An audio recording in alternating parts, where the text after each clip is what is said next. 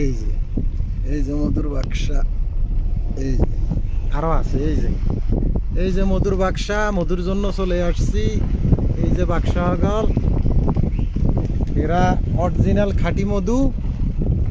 কারো যদি লাগে যোগাযোগ করতে পারেন, অরিজিনাল খাঁটি মধু একবারে বাসা থেকে নিয়ে দিবে।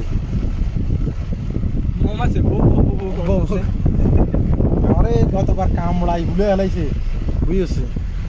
গতবার কামড়াই আমার ভুলে এলাইছে, আমার চোখের হিন্দি কামড় দিছে, জামাল ভাইরে কামড় দিছে। রাজু দৌড়িয়ে গাড়ি চাঁদাই গেছে। যা সোজা যা, একদম সোজা।